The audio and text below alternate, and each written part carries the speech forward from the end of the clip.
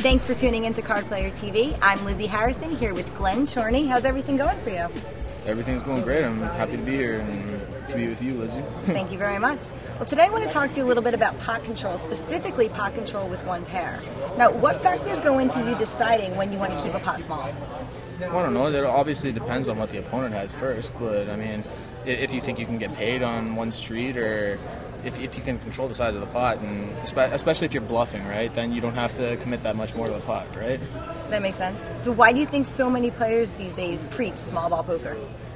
Well, I mean, I think it's key to be able to play flops with amateurs nowadays, just because of the amount of continuation betting you can do and just winning the pot. Not necessarily continuation betting the flop, but when I mean continuation betting, you can continuation bet the turn as well, you know?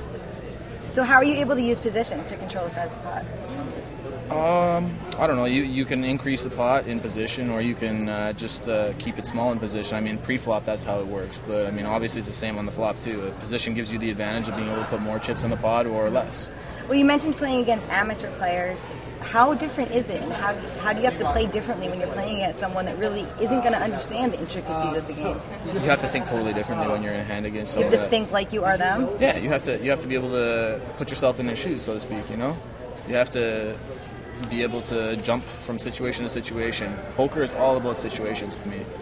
And I definitely don't think I've seen every situation, but I've seen a lot of them before, and everything helps, you know? Well, everybody talks about changing gears. How often do you change gears? I'm probably one of the people that's always changing gears. I mean, I go from being tight to aggressive regularly, and I think it's an important dynamic of my game. So let's go back to position. If you're out of position, how are you able to control the pot? How are you able to control the hand in general, or are you? Well, I mean, if you're out of position, you should be, if you're an amateur player and not like a professional player that likes to play a lot of flops and whatnot, you should only be hoping like decent hands, like decent starting hands, you know, like a king-jack minimum or something like that. If you're out of position and you really feel you have a disadvantage against who you're playing against, then you really want to play tight. Like, honestly, there's no point in building up a pot if you're not as good as your opponent is. If you're gonna raise king 10 and then fold when a jack high flop comes down every single time, then there's no point in raising king 10, because you're not gonna hit a flop with that hand more than you would not. So how do you gauge if your opponent is better than you or worse than you? You've mentioned it a couple times, like if the player's better or worse, but how do you gauge that? Well, I think obviously you have to sit down and like watch the table right away as soon as you're there. I mean, I can't tell in the first like 5 minutes if who's better than me at the table. I mean, there's just some players who will be better than you, you know, like you sitting down at a table with Phil Hellmuth or Phil Ivey, you're probably going to think they're better than you, you know, unless you have a big ego, you know, but lots of players have egos, so.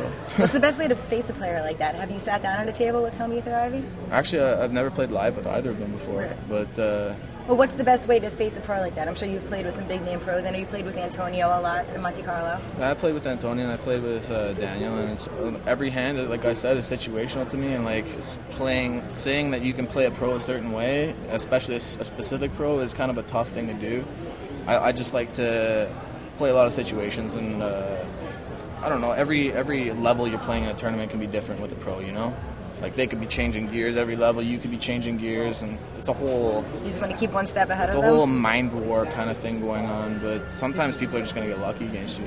Well, how do you deal with it when people get lucky? I mean, it's got to be very frustrating, especially if it's a player who you think is worse than you. Well, I mean, it just happened to me in there, and a guy called off, like, he raised me 10,000 pre-flop, and I shoved 2 jacks for 45K, and he called 35,000 more with ace-king after taking like 10 seconds, and I don't know, he was just kind of in a marginal spot for him, and he turned a king against me, so, I mean, it doesn't really affect my game, but it just kind of frustrates you more than anything, you know, but whatever, that's why we play poker, to play against the people who are marginal players. So you think if that's where the money is. Right, absolutely. I mean, if everybody was winning, then there would be no prize pools. Well, that's why we have the term fish. That's why I'm not saying that he was a fish or anything like that, but I'm just saying that's why we have that term, and that's why cash games exist, especially. People that want to just jump in for a few hands and then jump out and lose a bunch of money. It works for you, right? Well, it doesn't matter to me at all. I mean, I'm happy to take their money. Great. Thank you very much for stopping by today, Glenn. My pleasure, Lizzie. I'm Lizzie Harrison with Glen Chorny for Card Player TV.